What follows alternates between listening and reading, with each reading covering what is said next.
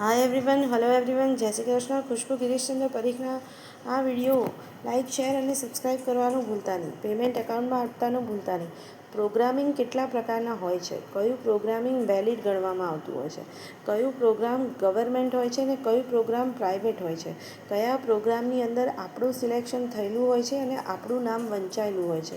Programming કયા સાલમાં ચાલુ થવામાં આવ્યું છે? કોને ચાલુ કર્યું છે? નામ, ગામ, તિથિ, ચોઘડિયું અને વ્રત, પૂજા, પાઠ કયા કરવા પડે છે તે જણાવો. તંત્રમાં ના હોય તેવા એડમિશન કેટલા હોય છે તે જણાવો. અને પેમેન્ટ અકાઉન્ટમાં આપવાનું ભૂલતા નહીં. અપરાધ મુક્ત જીવન કોનું કોનું છે તે જણાવજો. ટેક કેર, બાય, જય શ્રી કૃષ્ણ. પ્રોગ્રામ નામ કોને પાડ્યું છે તે પણ જણાવજો. કેટલા પ્રકારના ભવ્ય પ્રોગ્રામો થતા હોય છે? કોમ્પ્યુટરની અંદર કેવી રીતે ઇન્સર્ટ પ્રોગ્રામ થતા હોય છે તે પણ જણાવજો. કોમ્પ્યુટરની અંદર પ્રોગ્રામિંગ કેવી રીતે થતું હોય છે તે પણ જણાવજો. Bye, take care.